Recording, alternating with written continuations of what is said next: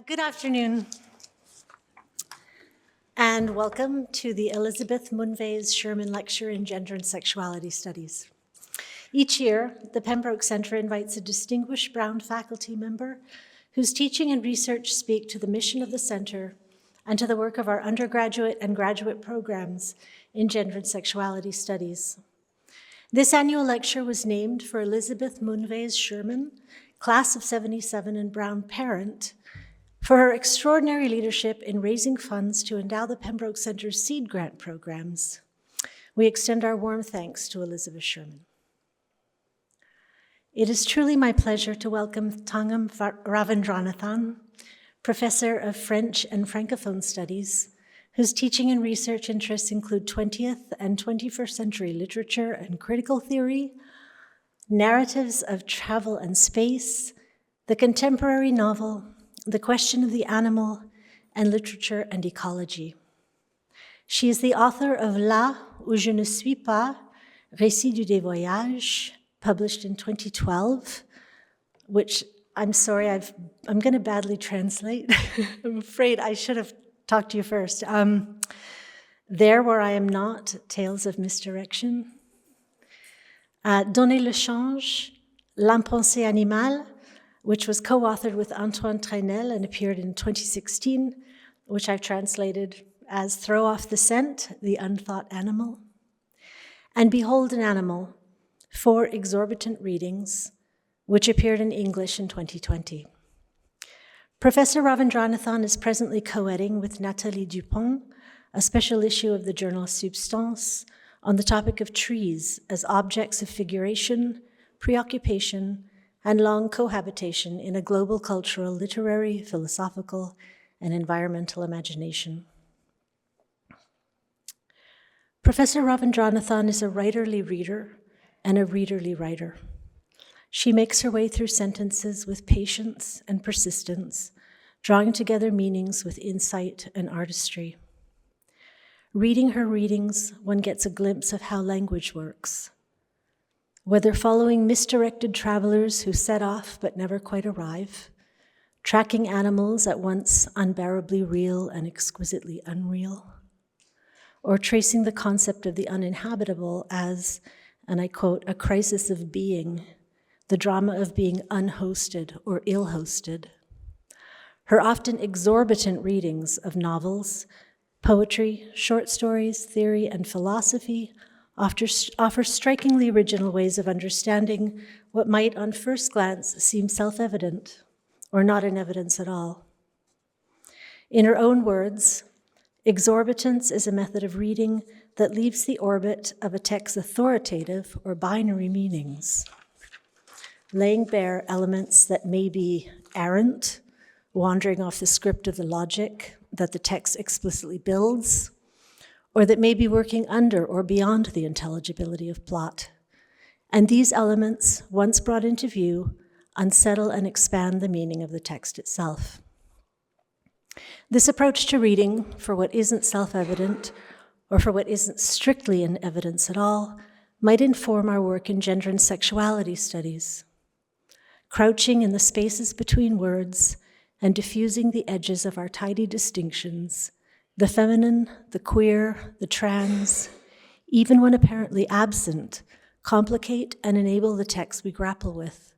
For, to borrow Thangam's description of the animal, they are never simple, positive, or accountable entities. Reading Professor Ravindranathan's work, then, one rediscovers creatures, objects, and words we thought we recognized or believed to be familiar. Writing, she remarks, gets closer to the thing, not through transparency or referential clarity, but by producing more of itself. It feels the contours and texture of the thing through its own concretions. Where so much literary criticism stops at description or explanation, what strikes me about Thangam's work is its willingness to draw from a filament or flicker something important that she avows found expression, but that also precisely was spared expression. Something that might have been ungraspable by properly narrative, thematic or conceptual means. Without explaining away the enigmatic pleasure of the ungraspable, Professor Ravindranathan offers readings that show us how, in her words, writing and thinking allegorize their own essential estrangement. Professor Ravindranathan's talk today, Unearthly Literature, Rereading Nathalie Sarraute, is part of her current book project, which explores literature's ways of registering environmental degradation with a particular focus on novels and critical thought post-1945. Thangam, welcome.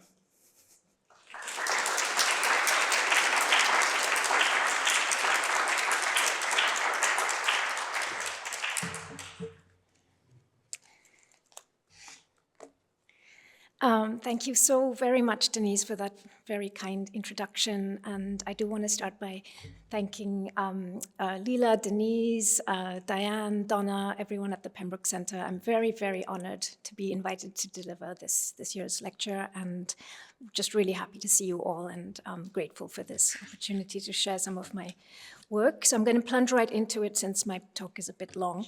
My ears are a bit blocked, so I can't tell how loud or softly I'm speaking. So if I'm speaking too softly or too loudly, please let me know. Is it okay so far? Yeah, okay. Novels are unearthly memories of the earth, repositories of time, remembrances of things past, records of modes of thought and life. They also carry something more elusive, deposits of material life, like interceptions of the very events and flows of the world at a given moment. These deposits are the marks of a text's provenance in the world, its emergence not just from mental structures and social facts, but from states of matter and ecological phenomena. They are not necessarily demonstrable or notable presences. More often, they are overly obvious, overread and become inert, or conversely hidden in plain sight, underread and seemingly insignificant. Mere traces, flickering between presence and absence, when considered together, they may yet refocus and rescale a text so that its plot or themes start to appear as effects of repressed material relations. Indeed, as tense figures for literary meanings, obscure commerce with earth historical matter. It was while rereading in recent years French classics, so to speak, from the 50s and 60s, French classics that I thought I knew well, that elements of this sort started to come into focus. There they lay, as if dormant, waiting to be reawakened.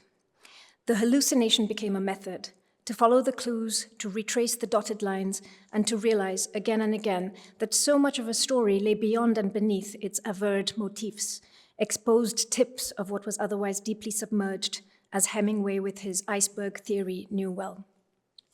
The threads I was following, it turned out, were roots of a sort, connecting the novels to earthly history. The procedure of retracing and re-enlivening these roots is an exorbitant one, because it involves probing far beyond what is present and active in a text, reading ghostly matter and time into the text, bringing back into view buried dimensionalities that exceed what the text can reasonably contain. It involves granting to the text a mode of knowledge beyond that of its characters, narrator, or visible plot, an uncanny knowledge that is both memory and prescience of material and earthly systems and flows, and the intensities and exhaustions that they entail. Such a method of inquiry can be vertiginous, for there is no end to the unfolding. It can leave the text overwhelmed and undone, as if no longer quite adding up. This is what you will see in my talk. Almost as if entrusting parts of itself to dormancy or encryption were what had allowed the text to hold together as a self-contained functioning unity, a form of expedience or compression like that of a file or a life, so as simply to go on. But this is partly the point. Breaking open the novel, we begin to see the depth of its rumination, not to say its disquiet, over the distortions that make our world.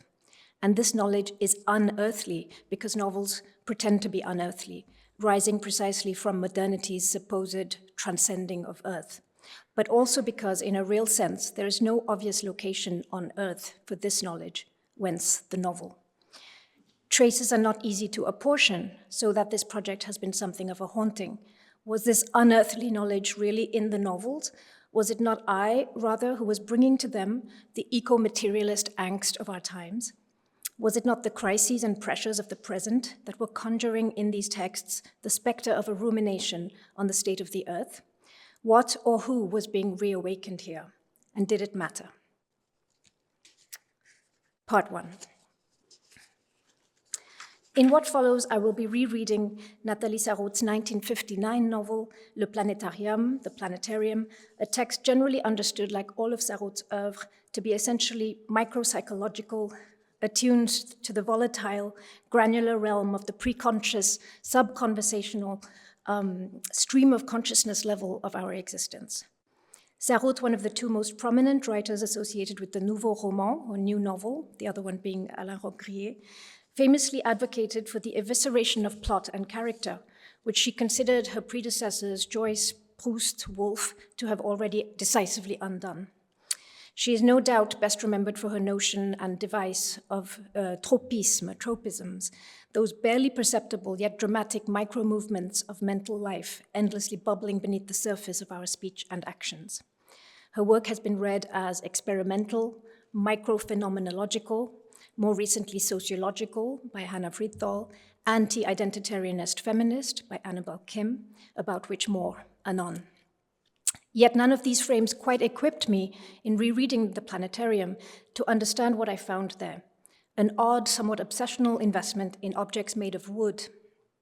The drama of the novel starts to brew around an antique oval door cut in sturdy oak. That day in that cathedral, she would never have believed it, that little door in the thickness of the wall in the back of the cloister, made of dark wood, solid oak, in a delightful oval shape and glossy with age. It was that oval shape especially that fascinated her. It was so intimate, so mysterious. She would have liked to take it, to carry it away with her, have it in her home. They would only have to change the little door of the dining room that leads into the pantry, cut an oval opening, order a door like this one in beautiful solid oak, in a slightly lighter shade, a lovely warm shade. She had seen it all at one glance, everything together.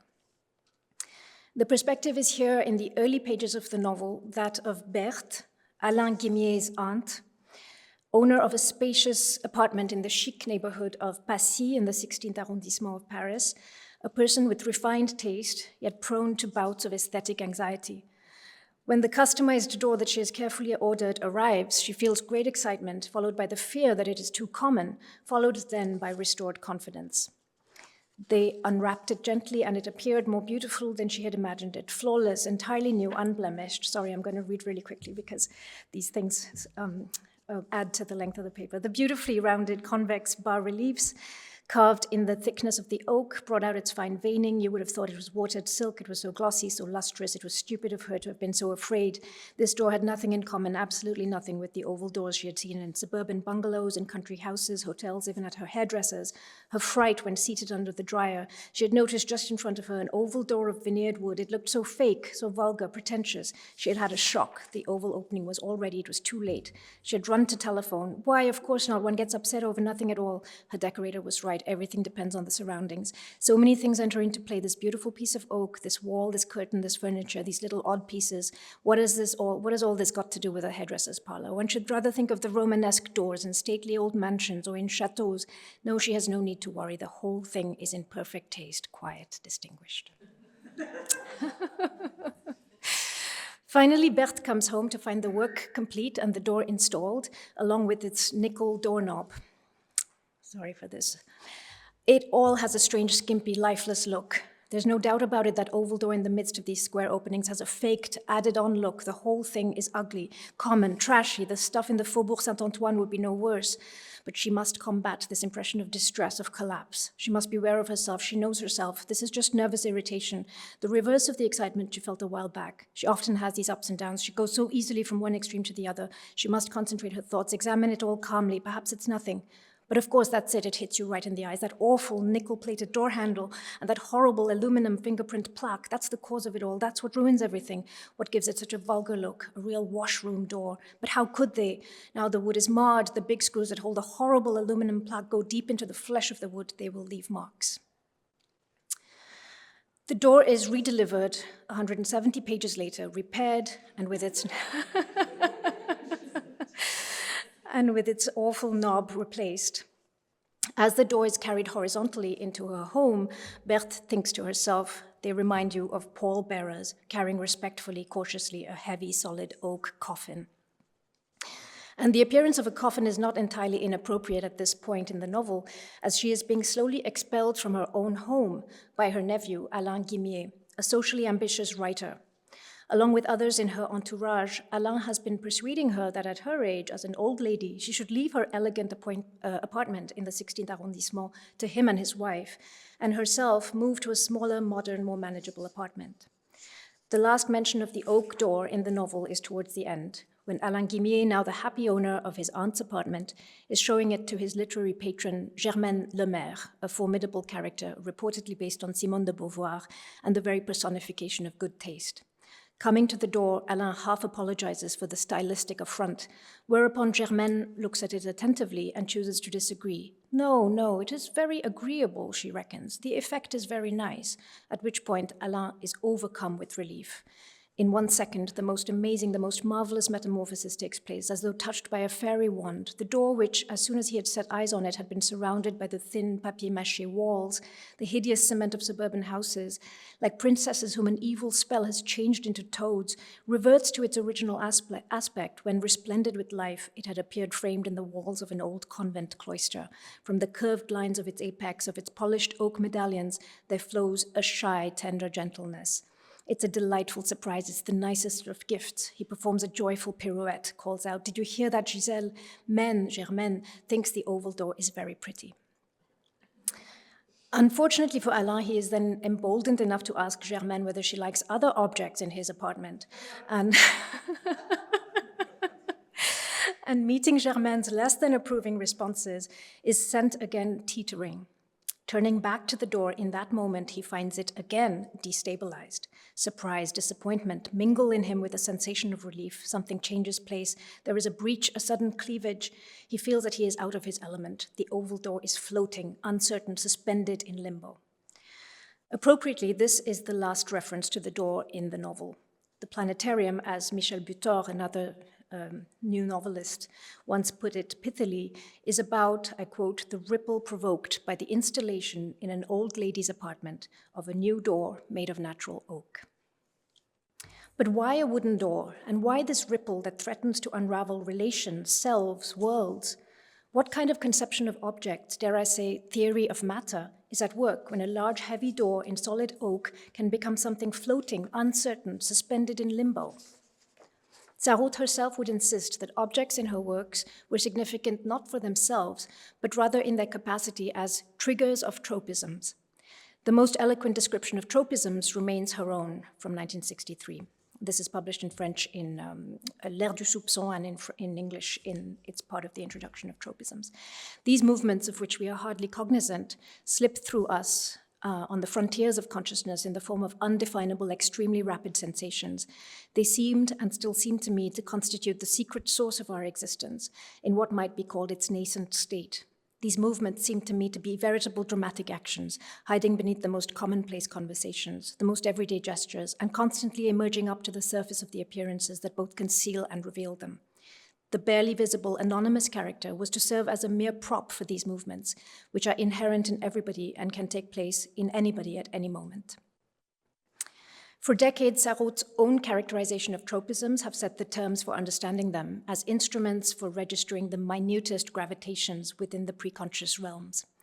Still, given the swirling affections, aversions, hesitations, and re-evaluations that they entail, and which subject all things to radical anxiogenic perceptual volatility, the question of what material objects are is a compelling one to raise in Sarraute. Thus, Hannah Friedthal, in her recent book Spoiled Distinctions from 2018, makes a persuasive case for reading Sarraute as a portraitist of mid-century bourgeois class anxiety, interested in scenes of dysphoric aesthetic encounter, which are in fact, according to her, explicitly sociological in their analytic charge.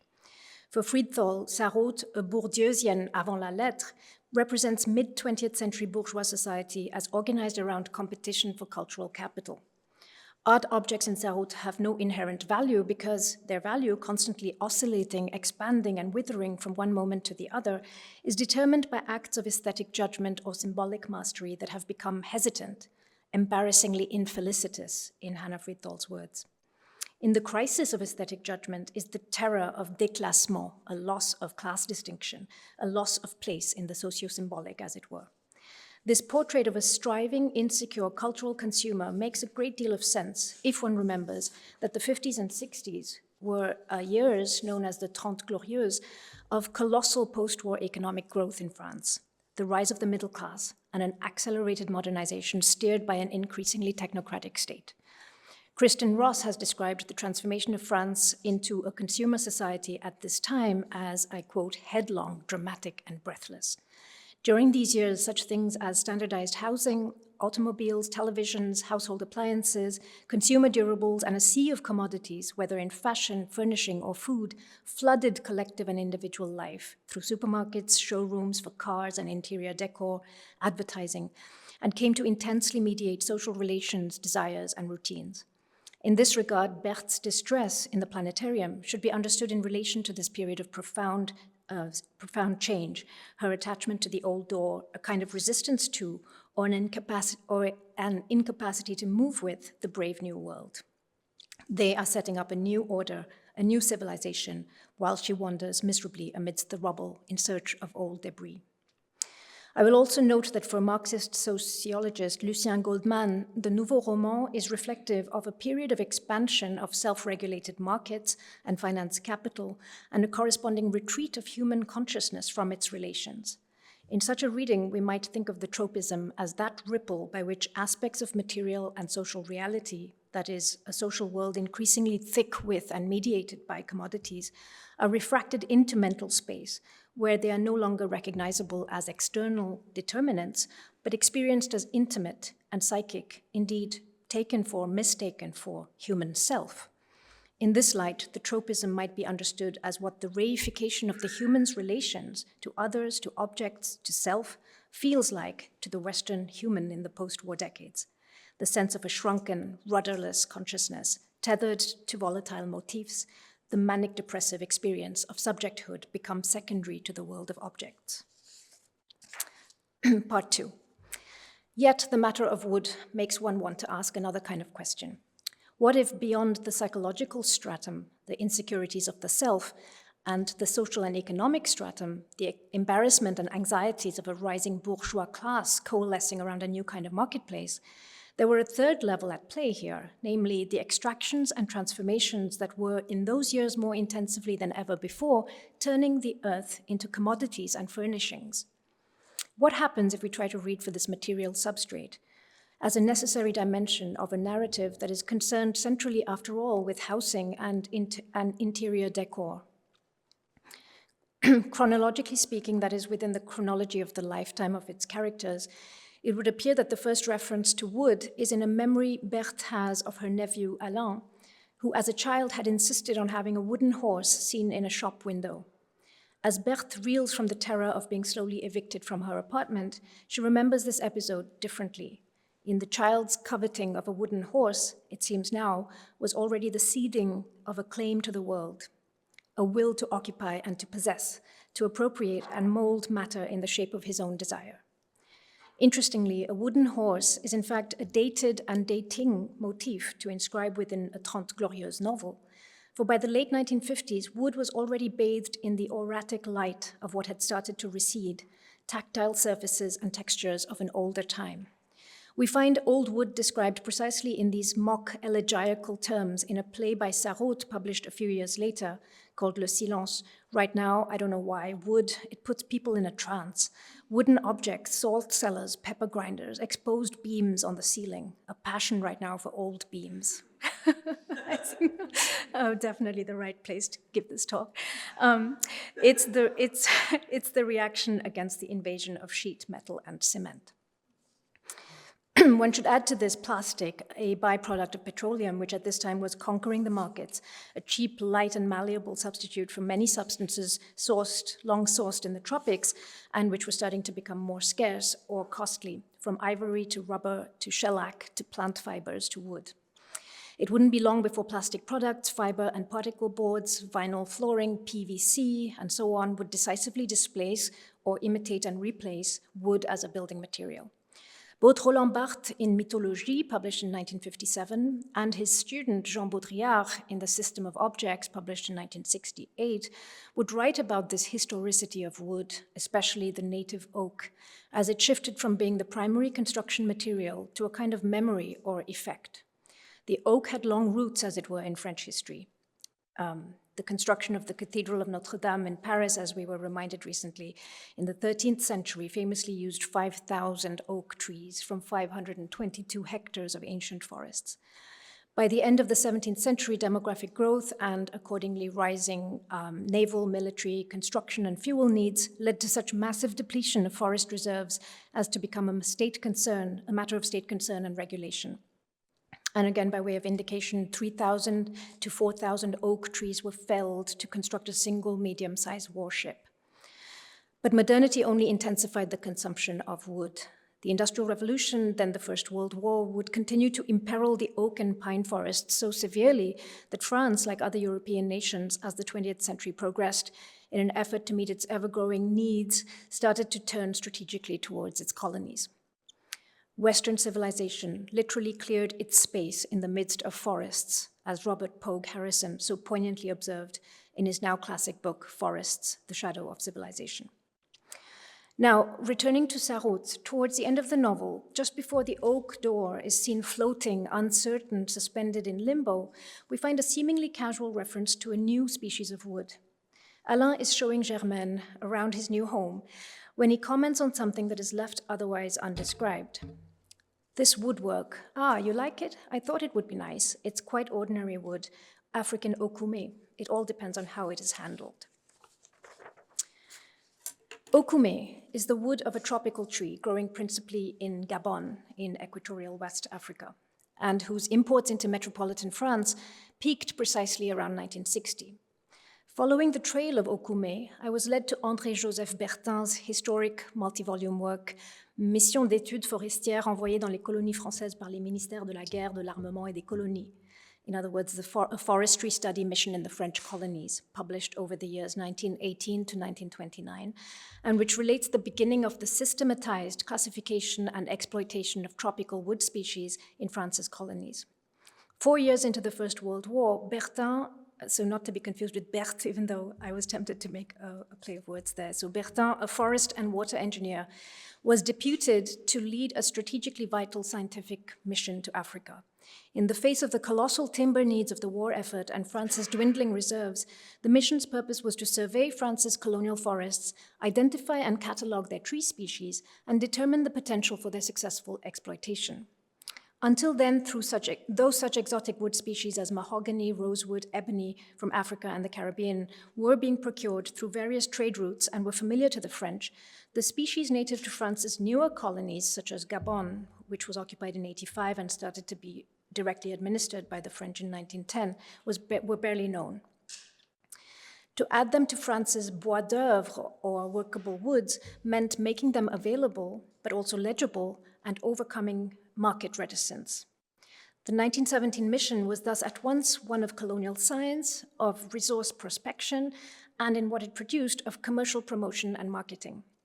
Upon his return, Bertin would argue decisively for diversifying building materials and consumer tastes in France. According to him, the national wood deficit could be resolved using variegated wood species from Gabon, Ivory Coast, and Cameroon. These Atlantic colonies being the closest to France and their forests being located near the coast meant that their wood could be mise en valeur or gainfully exploited without the steep shipping costs associated with imports from the Caribbean and the Indian Ocean. So Mission d'études forestières is a treasure trove for any historian of commodities, environments, or material flows. It also offers a uniquely sobering glimpse into the technocratic enterprise of classification, commodification, and abstraction that was colonialism. We see here the very threshold or interface where deep and ancient forests, which we know to have been generative of countless stories, meanings, foods, spirits, ways of knowing and being for entire life worlds, are abstracted from their worlds to start to migrate into the ledger books of surplus value. Colonial forests, in the language of the Mission forestière, were, I quote, dormant capital. One of the purposes of the Bertin mission was to test African woods for such properties as hardness, crushing strength, specific gravity, which means weight when dry, nervousness, that is tensile strength, vulnerability to humidity, insects, fungus, and so on, and to classify them accordingly by the norms used to classify European varieties. They would thus be translated into the French market, purveyed for their potential best uses.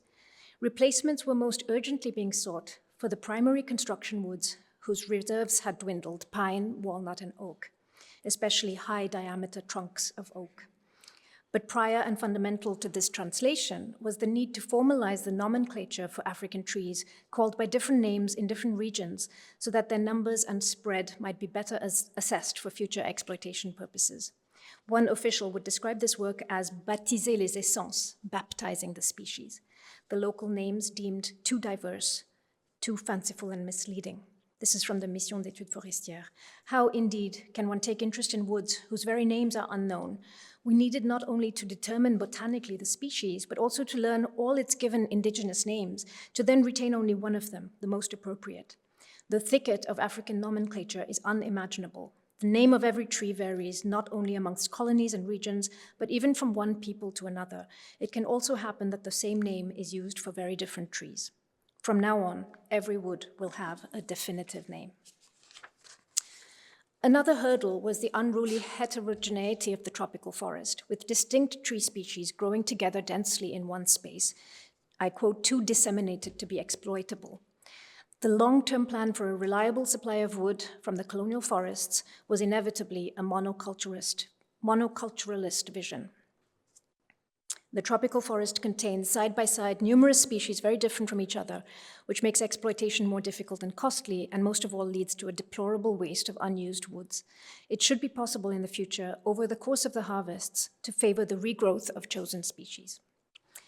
The textbook quality of the colonialist vision of les bois coloniaux here, while disturbing in the way it converts seemingly unquantifiable social and ecological heritage into extractable resource, is hardly surprising.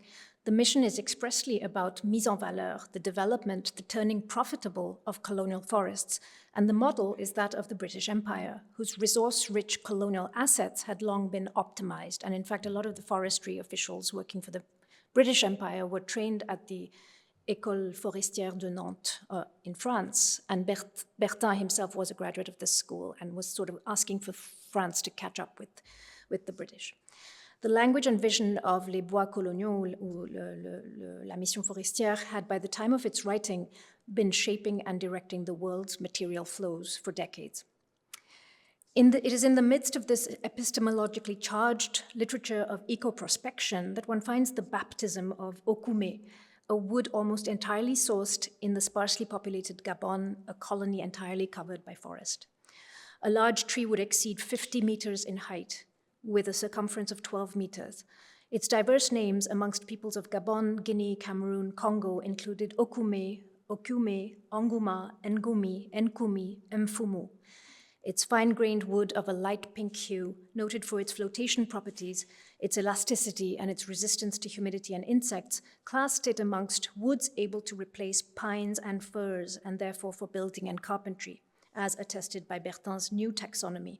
And here this is a catalog, it's hard to read, I'm sure, but it's a catalog, it's a page from a catalog of African woods identified by the Bertin mission and translated in terms of the European woods that they might replace. So okume is the 22nd on the list. Can you even see that? So it's the 22nd on the list. And unfortunately, it would have worked for me if it were deemed to replace oak, but I think it's deemed to replace pine, which is the other most common wood used for construction in France. The rest, as one says, is history. This next slide, sorry to move fast here, oops. This next slide shows imports of exotic woods from 1890 to 1960, and it attests to the steep increase in colonial wood imports in those decades, barring the interruption of the Second World War, with a particularly spectacular jump in the 1950s, the overall volume growing from 166,000 to 260,000 tons in a few years. A large proportion of this was okume from Gabon, which was already at 91,000 tons in 1911 and would continue to peak till the early 1960s. The decades from 1920 to 1960 would be the golden age of timber in Gabon, as it is known. whose lure and profits were underwritten by somber life and labor conditions for the Gabonese, as historians have shown. Far from assuring long-term economic and infrastructural development, the industry, by luring able-bodied males away from fields, livestock, and hunting, led to increased food shortages, damage to subsistence crops by wild animals, and a severe gender imbalance fueling social and demographic crisis.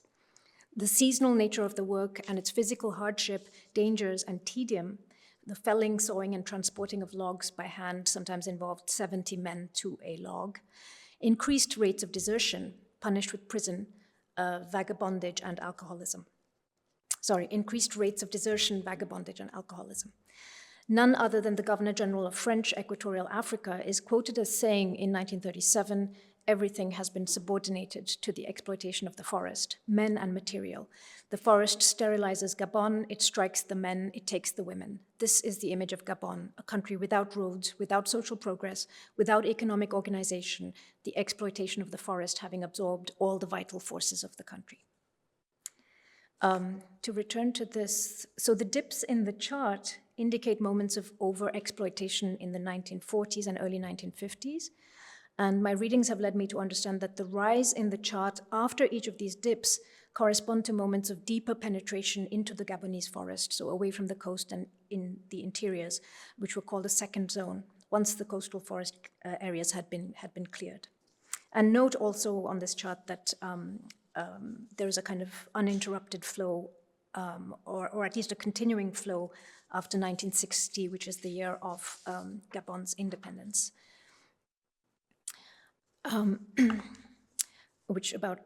So part 3. We must recover the ability, writes critic Elaine Friedgood in her book, The Ideas in Things, to be bruised by novelistic details, knowing that our historical consciousnesses are perforce always becoming duller. End quote. Seeing material objects as the compressed sites through which history haunts the Victorian novel, she calls for a more metonymic form of reading that would refuse to stop at the proper places, but instead would follow these objects through and beyond the text. Because it reconnects textual elements to extra-textual histories and activates what may be culturally disavowed links or forgotten links, metonymy, Friedgood argues, is a figure of expansion, of memory, vagrancy, whose work has tended to be suppressed in favor of metaphor, that more interested figure, that's my term, metaphor, that more interested figure, which in stripping objects of most of their properties and histories, aligns itself with both the convenience of realism and of the market. What happens, Friedgood asks, if one lets the whole inconvenient object into the text? What other stories might it tell, I quote, alongside and athwart the novel's manifest or dominant narrative, the one that concerns its subjects? Fascinatingly for my purposes, Friedgood's opening chapter follows mahogany furniture in Emily Bronte's classic Jane Eyre to their roots in ecological and social violence. In the history of deforestation and enslavement in Madeira and Jamaica, compressed in the novel's furniture, returns what she calls an imperial repressed, and a form of trouble for which, she suggests, there was perhaps some space in Victorian thing culture, which was not yet entirely captured by realism or by the market. Alongside their enjoyment of things, she writes, Victorians may also have felt the anxiety and haunting of their provenance, a kind of memory of the violence on which their prosperity rested, if a memory not quite conscious or not quite theirs. As with the mahogany in Bronte, might one say that Okume in Sarraute remembers the scene of its own extraction? A post-colonial reading might begin with the premise that the investment in oak sentimentally deflects attention from the punctum or punctum of the Okume. When history and colonial violence, in the guise of Okume, erupt in the planetarium, we are unable to read it, so lulled have we been into thinking in aestheticizing and immemorial terms about wood as a warm, natural substance. And the Sarraute reader might be forgiven for this, for the novel hardly seems to be concerned with history or colonialism, or nor where things come from. Also, is this not a very minor reference? Well, it is, made in passing, to a kind of wood to which it seems that there is no particular cathexis, unlike in the case of old oak, so that the novel just moves on seamlessly. This woodwork, you like it? I thought it would be nice. It's quite ordinary wood, African okume. It all depends on how it is handled. In the French, Africa is not even mentioned by name. Rather, it is the foreign syllabled word okume that brings into the text, ever so fleetingly, a faraway, repressed tropical forest. And yet, there are reasons to follow Friedgood's insight here, that the symbolic compression of violence in, say, a piece of woodwork may always, as she writes, hide interpretively as a reality effect. For such a phenomenon would account for the flashes of violent imagery that fill Berthe's thoughts as she experiences the increasing pressures, visible and less visible, from her nephew, her brother, her nephew, her brother, which is her nephew's father, and by implication, society itself, to vacate her home. And these flashes of violent imagery include war images, animal metaphors, but also, opening what is perhaps the most consequential chapter of the book, an elaborate analogy featuring settlers in a ranch being stalked and spied on by Indians, peau rouge, preparing an attack. Disquieting signs multiplied, then the house dog is killed, followed by a servant, gruesomely. Sorry, it's the next one. And once more, the torpid, false tranquility in which anguish ripens. People move about with effort as if the air grown thicker, soaked with terror, impeded their movements.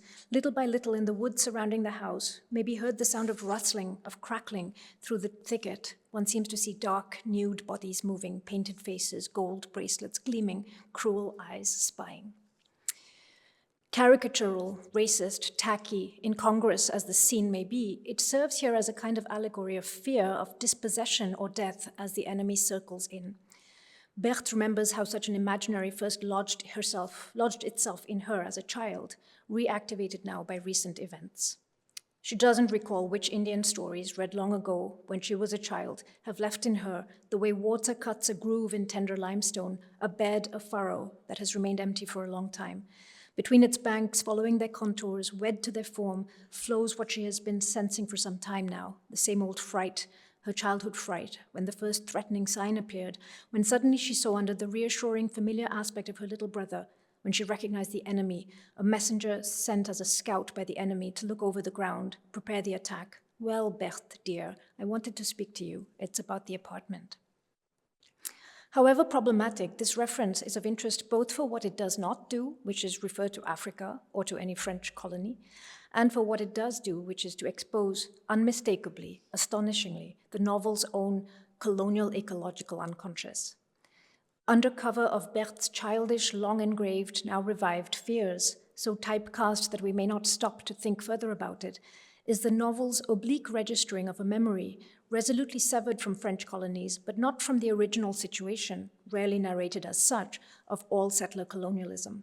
This place I occupy was first someone else's, who now, terrifyingly for me, must prowl and plot to get it back. Whose memory is it? Where is it located? It is an identification that makes little sense in Berthe's case, for she is the one being evicted by newcomers. Have the wires somehow crossed?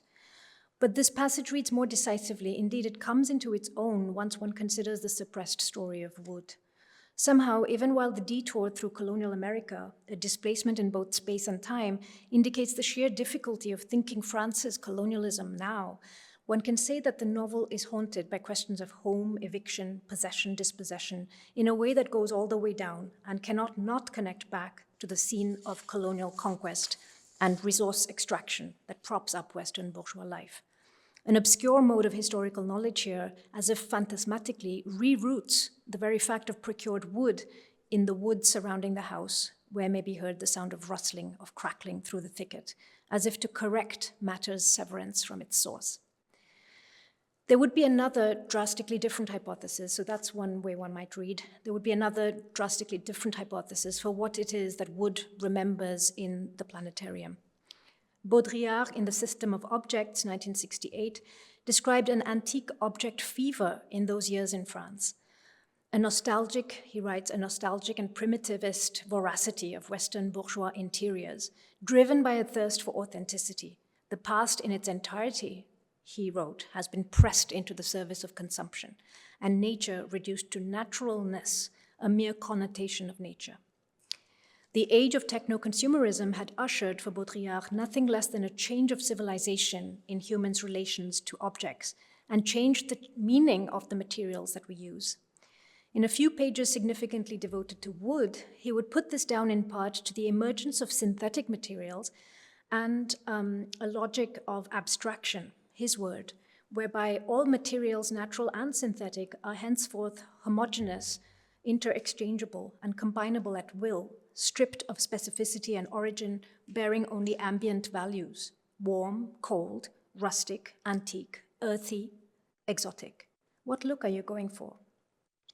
Here, a footnote in Baudrillard's analysis offers an unexpected alternative path for parsing the oak-okume difference in the planetarium.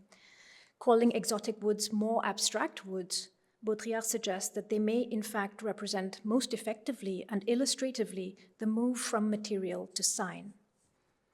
And this is the radical difference between traditional solid oak and teak wood, and here one might put okume in the place of teak. What fundamentally distinguishes teak is not its origin, exoticism, or cost. It is its use in the creation of atmosphere, which means that it is no longer a primary natural material, dense and warm, but rather a mere cultural sign of such warmth, and reinstated qua sign, like so many other noble materials in the system of the modern interior. No longer wood as material, but wood as component. No longer presential quality, but atmospheric value. Wood, in other words, has become mythological in Barthes' sense. And we remember here that Baudrillard's system of objects was initially a doctoral dissertation co-supervised by Barthes, Bourdieu, and Lefebvre. So wood, in other words, has become mythological, history disguised as nature. And in fact, even Barthes' description of the reality effect might be resonant here. Wood disappears from the level of signified denotation, material history, extraction, and reappears as timeless referent through the naturalizing or mythologizing trick of connotation. Wooden objects now emptied of their substance and stories and signifying simply, tantalizingly, we are wood. And this is to recall Barthes' passage on the reality effect, where objects were named, objects had ceased to be present for themselves or for attributes that they might bring to the character or to the plot, but as presence of the real itself. So he says, we are the real. This said, in privileging the term abstraction over those of myth or ideology or semiosis, Baudrillard goes further than Barthes in offering a materialist analysis of what is afoot in the Trente Glorieuses. For in these pages, his analysis seems to move beyond cultural or social phenomena, beyond commodities and semiotic objects, to suggest that the status of matter itself has been fundamentally altered by transformations on an economic and socio-symbolic plane. In fact, wood, that is wood of every type, has migrated entirely to the realm of pre-selected, catalog-orderable ambient effects. The old oak door floats and is suspended in limbo then, also because on some level, one that literature is curiously best able to register, Western bourgeois interiority has so successfully phagocyted the forest, carved out its furnished home amidst its reassembled inert parts, converted earthly substances into value, that wood is in ontological flux, no longer clearly remembering what it is. And perhaps from this point of view, Sarraud's world is less chilling than our own, the one we inhabit now, where we don't even remember how terrifying it was to feel that matter had become unstable, desubstantialized, in limbo, swirling in a ghostly global dance around us and through us. Towards the end of the planetarium, a reference to oil stocks rising confirms the dematerialization underway. It is worth noting that oil had been discovered in Gabon in 1931 and was about to be quite massively extracted in the 1960s.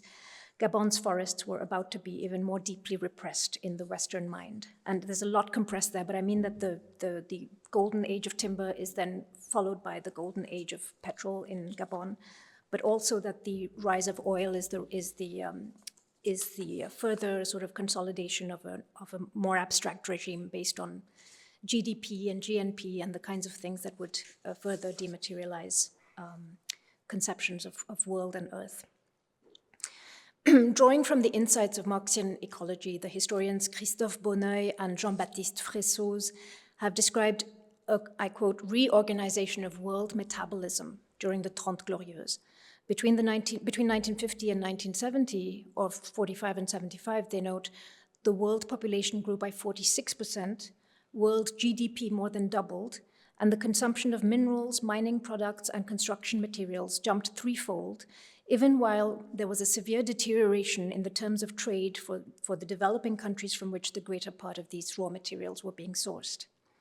The driving phenomenon behind the great acceleration in production and consumption embarked on in these years, the historians write, was, I quote, a capture by the Western industrial countries of the ecological surpluses of the Third World. I quote again, a gigantic draining of mineral and renewable resources, emptying the Third World of its high-quality energy and materials. As they put it pithily, the ideology of progress bore within it a devalorization of the rest of the world. Part 4 and conclusion. How am I doing for time? Okay. I have like 4 more pages. Yeah? Okay. So for me to read a repressed treescape back into the planetarium has meant also to follow a question long needling me. What of the botanical origins of the metaphor of tropisms? The word from the Greek trepein, tropos, or turn, was in increasing scientific use in Sarraud's time. The Littré, a dictionary that she may well have consulted, defines it as the direction of growth of a plant in response to certain physical or chemical stimuli, light, gravity, humidity, the presence of certain ions, etc. Think of the sunflower, in French, heliotrope, named for how it reaches out towards the sun. Sarraud was never keen to foreground the botanical origins of the concept, writing about tropisms simply, I quote, I gave them this name because of their spontaneous, irresistible, instinctive nature, similar to that of the movements made by certain living organisms under the influence of outside stimuli. Was Sarraud ever thinking explicitly about plants or trees? Repeated mentions of substance, sometimes living substance, and sap are amongst the elements that make me believe that she was, and that something like a vegetal imaginary formed, whether consciously or not, a buried matrix in her writing, covertly shaping her representations of modern social and emotional life. It is so discreet that it may be missed or mistaken for an effect of her slow-motion, film-like, microphenomenological treatment of mental time. In this slowed and dilated time, every infraconscious thought appears to take the form of a movement toward or away from something, a reaching toward or a recoiling from, a relaxing, trusting, extensile, growth-like movement in the direction of, or a defensive closing and hardening as if to block off the points of vulnerability or exposure in the presence of danger. In Sarraud's portrayal of our inner mental world, we find a description of our vegetal or vegetative being. And this includes, I am tempted to say, suggestions of our tropical plant unconscious or our tropical unconscious. That is, our innermost propensity to grow towards and atop and into, to wind around and intertwine, to follow every pull that promises us well-being amidst the thicket. Every pull that promises us well-being amidst the thicket, to retract from every reminder of solitude and death, to unceasingly seek growth and life till we cannot. I am reminded here eerily of a passage in André Bertin's Mission Forestière, where he quotes the description by a late 19th century French explorer and poet by the name of Pierre d'Espagna of a tropical forest in French equatorial Africa, today Burkina Faso. Trees of innumerable species, incomparable thickets of vines, of choked vegetation, throwing up in rival efforts their vigorous stems, their branches swollen with sap, toward the air and toward the light. Coconut trees bending toward the coolness of the water, beneath their starred heads, their clusters of green nuts, palms shooting up like rockets, oil palms crowning their thin rigidity with a luxuriant plume. Here and there, roten vines curving toward the ground, pointing towards the sky, their needles smooth and polished like lightning rods, dwarf palm trees thrown into this confusion. throw into this confusion the agreeable regularity of their fan-shaped leaves, cascades of greenery, foliage shaped like domes, obelisks, crests, dart upwards and fall, climbing the summits of trees to rush in sheets, in torrents towards the river. The tropical forest, as Bertin notes, was notable for its epiphytic vegetation.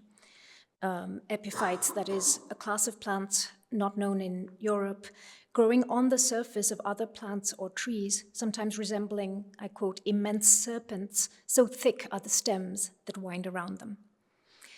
Pierre d'Espagna's vivid depiction of the West African forest landscape is, to a close reading, a description of tropisms, of vegetation's vigorous, self-propelled, trusting outgrowth towards the air, the light, the ground, the sky, the water, toward alterity and life. As I approach the close of this reflection, it suggests to me that wood is not only where it seems in Sarraute, that its thematized appearance in discrete wooden effects is only the clue to what is in fact a submerged tropical forest scene. Lush, tangled, gnarled, polymorphous, swollen with liveliness and longing, underwriting the very ontology of her novelistic universe. Sarraute herself would speak of a maniacal need for contact, moving her characters, her anonymous characters, in their tropistic inclinations. We have only to return to the beginning of the novel, where Alain is telling with great panache the story of his aunt's capricious relation to her oak door, and he suddenly loses heart as the audience, till then rapt and fascinated, comes to a conclusion about his aunt. She is clearly a crank. Once the decision is made, once a name is fixed to the thing, minds disengage, the life flees from the tale, and the interior monologue of Alain, a writer who himself, for all that he's doing externally to his aunt, believes that he is trying to save vital matter from petrification, depressedly conjures a lush, lively forest paved over by a highway. The luxuriant forest into which he was leading them, the virgin forest into which they were advancing, astounded towards he knew not what, strange reasons. The forest into which they were advancing, astounded towards he knew not what strange reasons, what unknown fauna, what secret rites, is about to change instantaneously into a road black with cars and bordered with filling stations, signposts, billboards. As if in a sinister, metaphorized return of the repressed memory of France's colonial rule overseas, the terror of ecocide pervades the planetarium. To expose oneself to the other's gaze or the other's use is to risk becoming rigidified. Hence Berthe's own dread as she realizes what her nephew is doing to her. She too, in his eyes, will be petrified, an object, an instrument which he will make use of, an inert thing delivered into his hands, which he will maneuver according to his whim, an unbearable sensation like the one she's always given by a mental image that she faces right away. Her own corpse, which other people are handling, transporting, above which they're talking to one another in low tones, and she separated for all time, powerless as regards her own fate, she for all time out of the picture, a feeling of horror makes her withdraw within herself. Petrification can affect, of course, any organism or organic matter, though it tends to be typified by petrified wood, whose intricate cellular structure has over a long period of time been occupied by minerals and thus crystallized or turned into stone.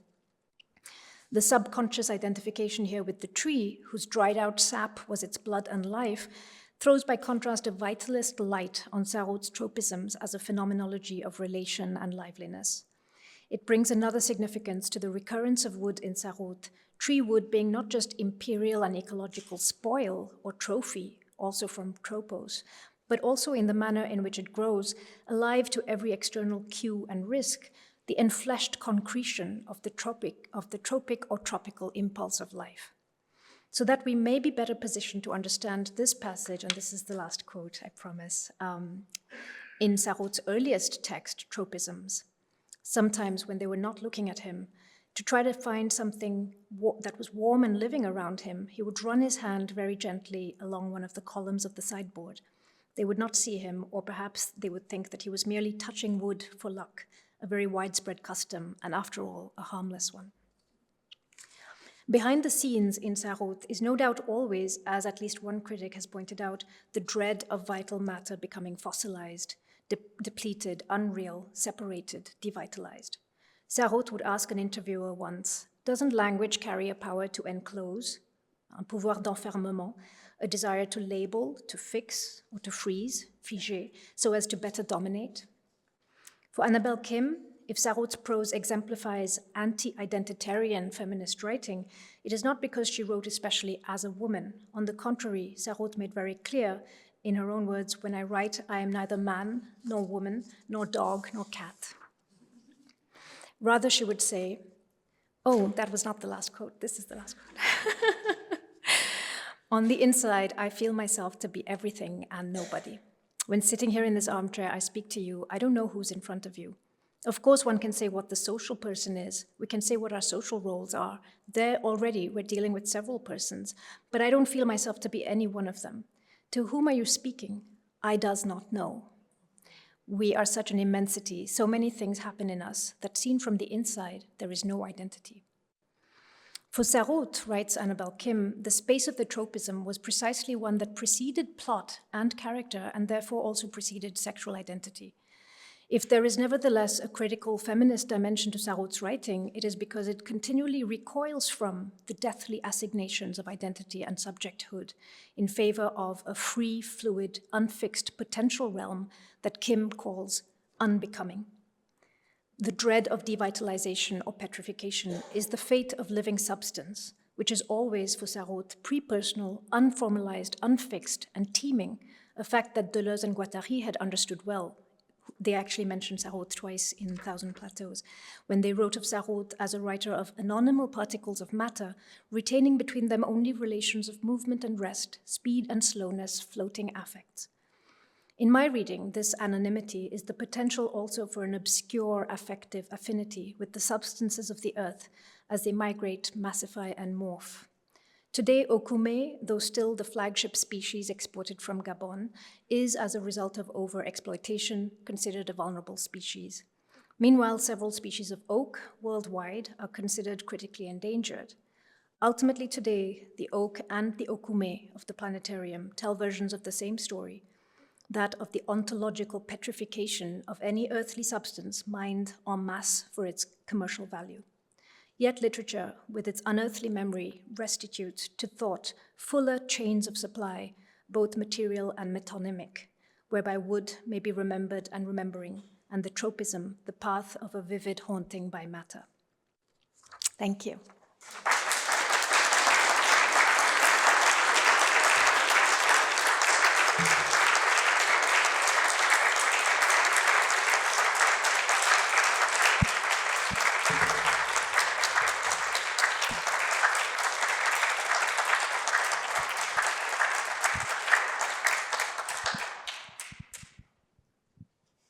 Thank you. Does anyone have any questions? There's two microphones going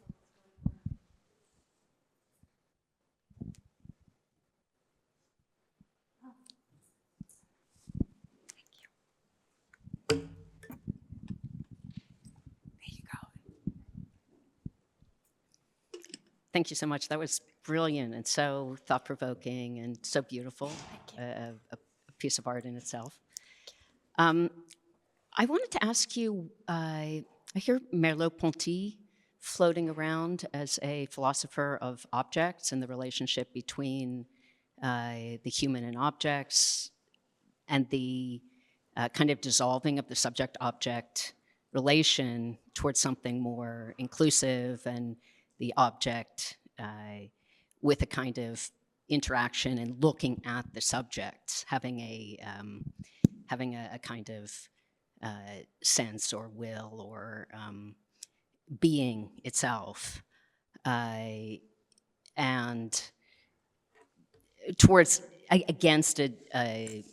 against the emptying of being a thing, and more toward the thing in itself.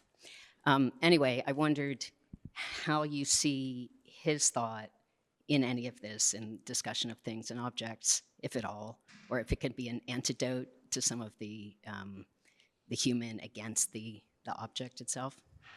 Thank you, Jill, for that question. I mean, I won't be able to answer it very responsibly because my head is filled with this project in which Merleau-Ponty doesn't figure, so I've been thinking more actively with the series of other thinkers. But I will say, more generally, that the phenomenological approach represented by Merleau-Ponty is certainly one of the ways one can get to a more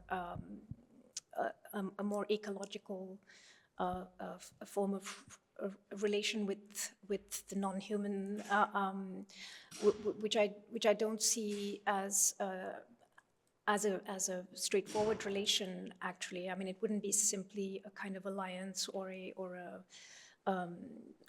sort of empathy, but actually in Sarraud's case, a rather destabilizing kind of affinity. Because here one sees a sort of, one sees almost a kind of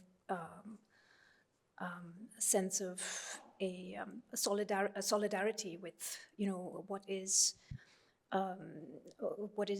threatened or what is being modified and produced en masse, and so the change in the ontological status of matter is one that can return to affect us in ways that are not entirely clear. These are obscure ways, and to talk about them is also to take risks in talking differently about how a novel may work. It may not be as clear as saying this is the repressed. It may be actually, it may also mean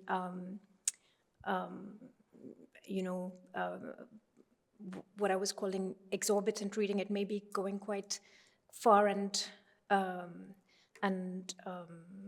into, for example, the history of, when I go into the history of the extraction of okume and all of that, I do realize that the mere mention of okume in the novel doesn't exactly authorize that kind of sort of archive to come in that sort of way. But at the same time, I've come to want to insist on that kind of looming, that the looming of the whole scene, which in fact doesn't then just serve to explain a reference, but in fact completely swells the text into something much more than can be reasonably contained. So yeah, that's not a very good answer at all, but I'm sure Merleau-Ponty is very relevant. Yeah. Thank you.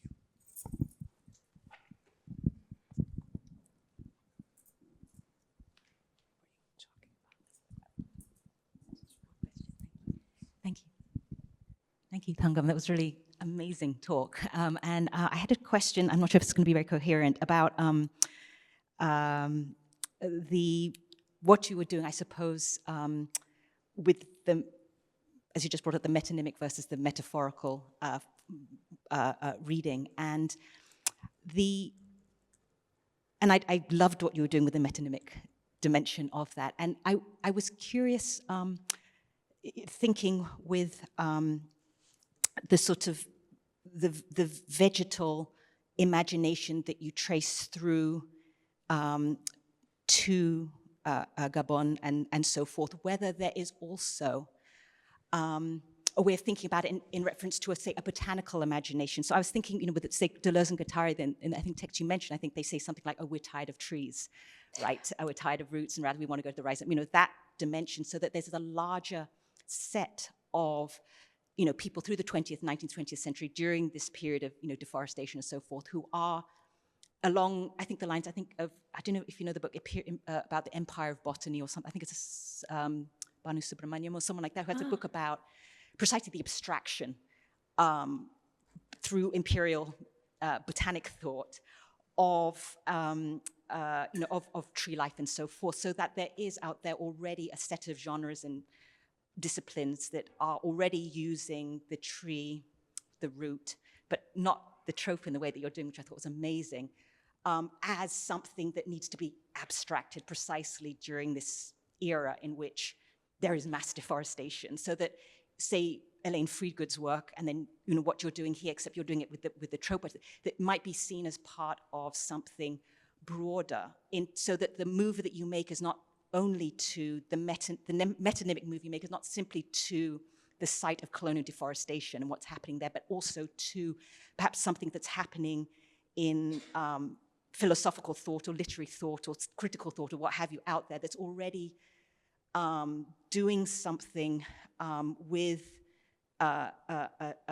trees and roots and tropes as part of a broader movement out there. Does that make sense? It's already, the move to abstract is already part of I don't know, something out there. And since you're editing something on trees, I wonder whether that, the specific work, the specific trope, the specific literary style might be seen as something broader that goes beyond the literary into something that Deleuze and Guattari are pointing to in philosophy, linguistics, and so forth, in relationship to the abstraction of the vegetal, of the ecological world in philosophical thought. Does that make sense? Yes, thank you, Tamara. That's a very complex question. Is it a complex? I thought you were my friend. About it, that's fine. I guess not. I'll try. Yeah, I mean, that's a very fascinating question. Well, so with Deleuze, so Deleuze and Guattari, yes, in Thousand Plateaus, famously critique the tree for all its for all the hierarchical kind of thinking that it represents, and want us to move toward the rhizome. And of course, today a very easy thing to say about that would be that they hadn't quite understood the tree, right? Because the tree, there is no such thing as a tree, in the sense that the tree is always connected to other trees. A tree, at least in a forest, is always connected to other trees through precisely these rhizomatic networks. So the move to the rhizome doesn't have to be in opposition to the tree. Now to come, but yes, what is going on? Yes, it's true that what you're putting your finger on is the fact that, yes, I guess this intervention is happening on two levels. That is, one is material historical in the sense of pointing back at a scene of extraction, but one is perhaps also intervening on the level of conceptualization and how it may be possible to think or rethink. And yes, from that point of view, I see a lot of thought today as reconnecting the tree to the rhizome, but are you talking about thought now or then? I'm not completely sure. Then. I think that precisely the period that you're looking at, yes, pre-petrol, right, this period. Yes. So and abstraction, of course. I mean, Elaine Friedgood allowed me to understand that metaphor was the figure of abstraction, in the sense that metaphor becomes possible precisely when you separate things enough that one can represent the other. And whereas metonymy, of course, because of its insistence on contiguity, on contact, sort of makes that kind of neatness impossible. So metonymy is a more materialist form of thinking, and a more messy one. Yeah, I don't think I'm going to be able to say all that much more about this, but at least one thinker I read recently, Yves Citon, he does talk about sort of ecological thinking as being a sort of putting things back into the ground. I mean, putting figures back into the ground from which they were extracted, which I find very beautiful to think about it in terms of ground and figure. Yeah.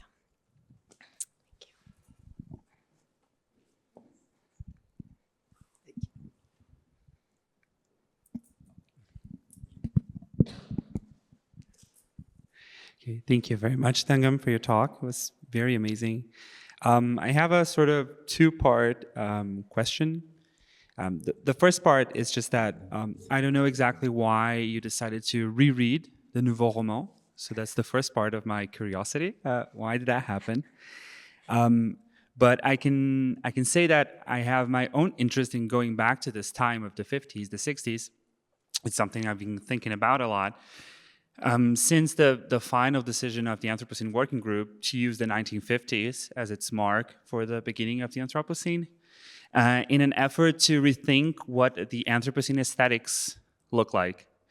Since its proposal 20 years ago, it sparked a lot of imagination around futuristic or retro-futuristic imaginaries. So the sense of talking about the Anthropocene or a new geological epoch means to speak about science fiction. But in a lot of ways, I think this dating to the 1950s invites us to maybe think that the French Anthropocene at least also looks like this petit bourgeois taste for wooden furniture, this wooden furniture source from the colonies, and that is also in the making of whatever a French and global Anthropocene looks like, these webs of extraction to make for petit bourgeois taste. And of course, that also makes me think, and thinking about this time period in French literature, of Perec's Les Choses, making that even more explicit in the sense of organizing these objects as this glorifying of consumption and petit bourgeois aesthetics. So that more or less are the two pieces here of my question. Why did you go back personally to this period? And how does that allow us, especially an eco-critical reading of this period, allow us to rethink this serialization of a new geological epoch, speaking specifically about this material change in Earth's history? Thank you.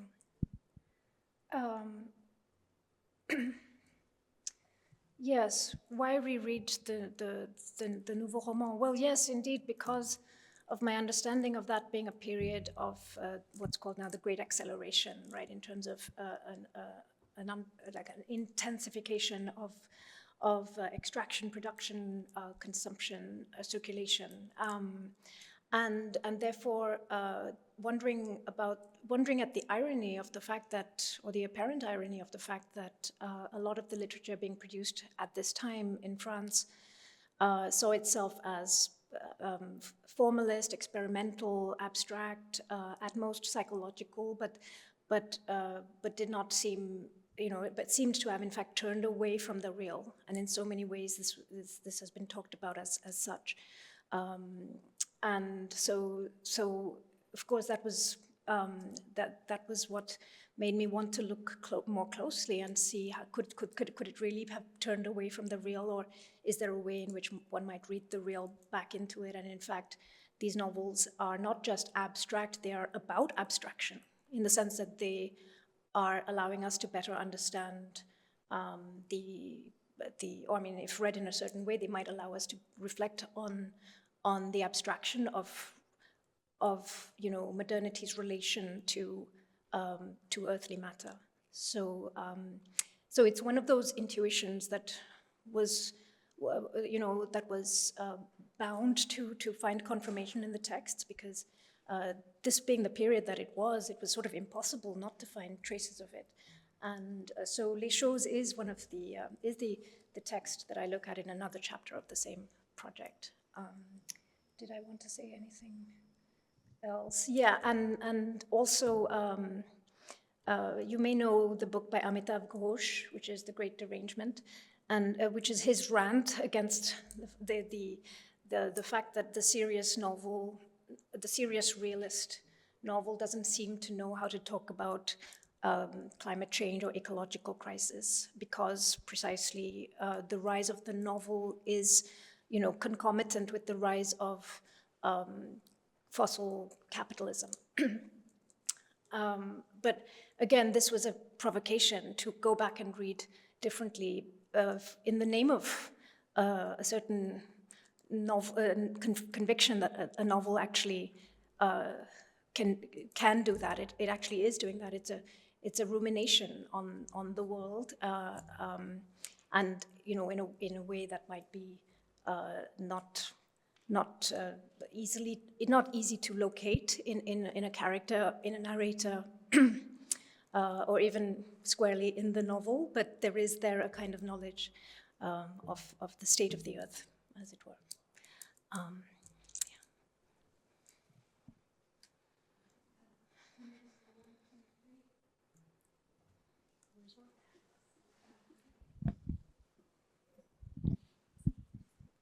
Hi, Thangam, I have, I think maybe a predictable question, but I hope still productive. And my question is partially about the exorbitant and partially about the trope and partially about entropy.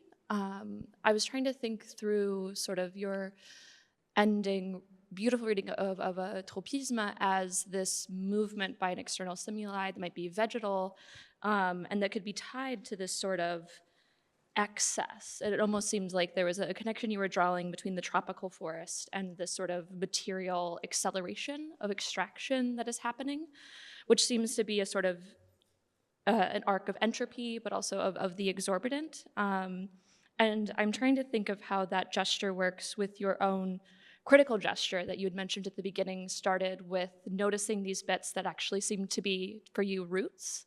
And with what you had just mentioned for Yves Sitton about ecological thought is about putting back.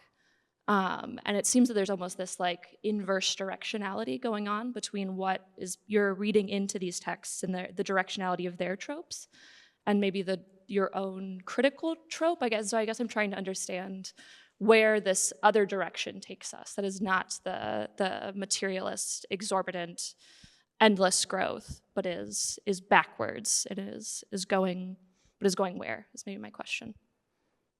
Thank you. So many demons in this audience.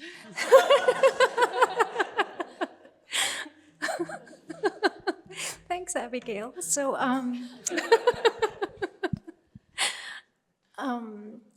well, of course, entropy is a very fascinating. I mean, trope is an entropy, right? So, That's what I was thinking. yeah. My brain is slowly starting to shut down as one really wants to rest after having worked so hard, but I will try. Yeah, I mean, I like the notion of the inverse directionality. I mean, when it comes to entropy, I've never completely been able to understand what it is.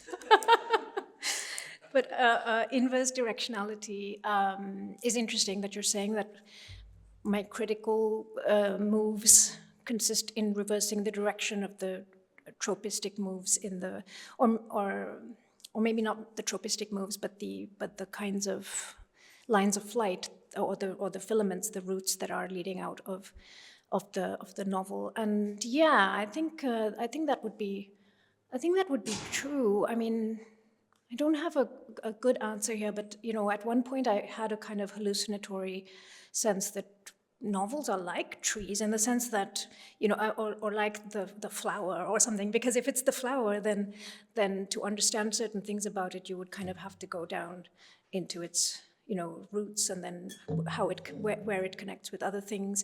And one kind of, one reaches some place that seems very far away from the novel, but it may still, it's possible to come back from there to the novel to signify, to re-signify some of the elements within it, and to realize that different things that are apparently unconnected in the novel may actually be connected. It's just that you have to go very far to see how they're connected, very far and very deep. And that seems like a strange kind of like thesis about what the novel is. The novel is a tree, but or a tree precisely in a forest with rhizomatic networks. But at the same time, it's not so outlandish to say that, because after all, we are of this earth, and our minds work with the materials. I mean, with the historical material, time and matter, and therefore necessarily all these things are somehow irrigating and the novel. Yeah, we can continue to talk about this once I've looked up entropy. I could quickly look it up now, but everyone will see what I'm looking up. That's the problem.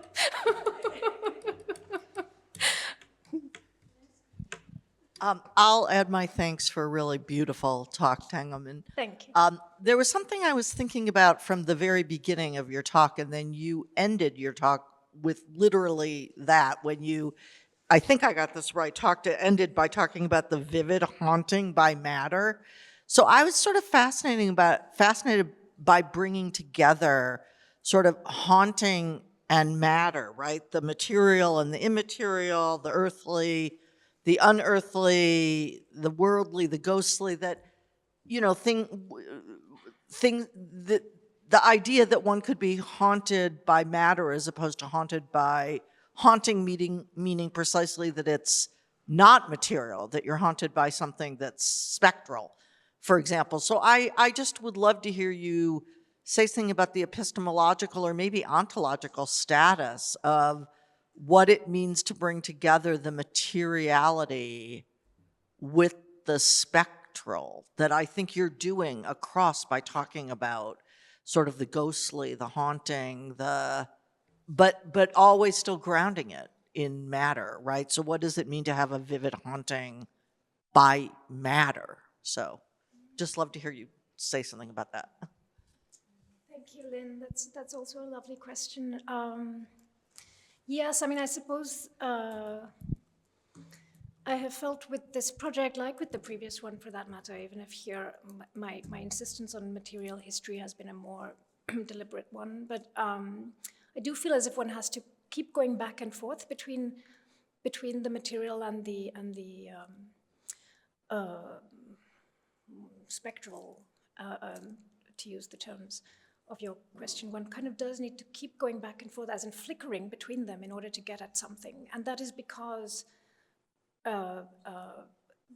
precisely because of a historical process by which matter has been ghosted, has been dematerialized, which kind of leaves us in a sort of trap where you can't quite grasp it only as matter. You can't grasp it. You can't grasp it as such. You have to grasp. You grasp it by going back and forth between these realms. So yeah, and the haunting by matter. Yes, I can see now that it seems paradoxical. I don't think I've elaborated a very robust theoretical a framework for this, but I will think more about it. Well, it's so evocative.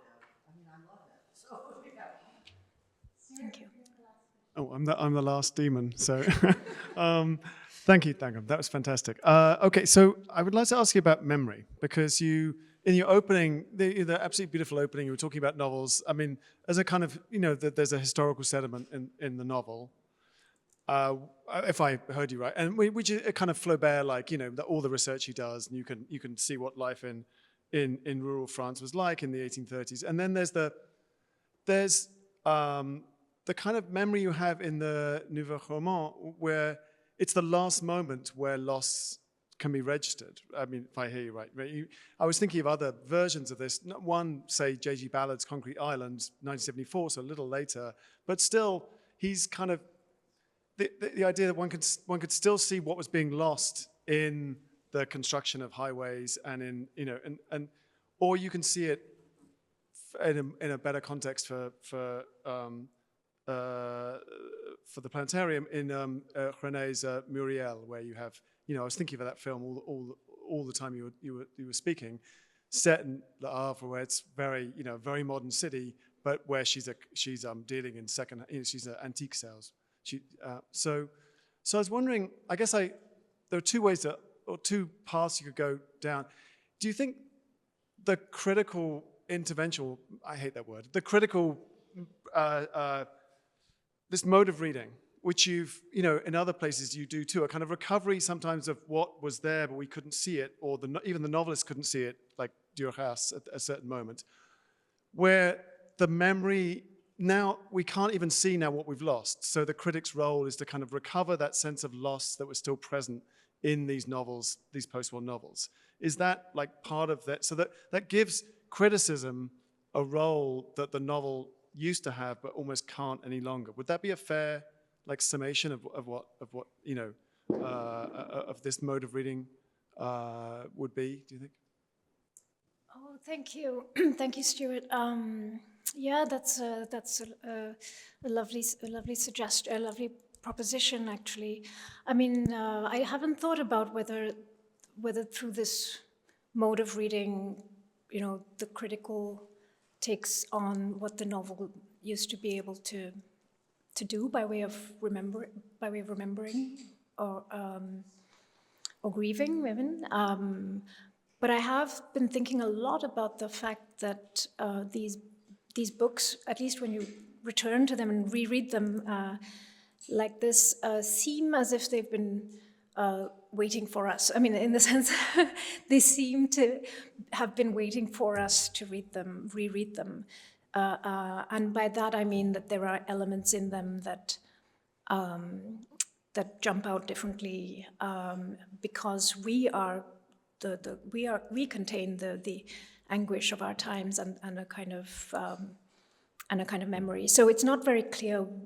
That's again why I said at the beginning I wasn't sure where to locate this, whether it was these novels that were, unearthly, or whether it was I bringing a certain haunting to the novel.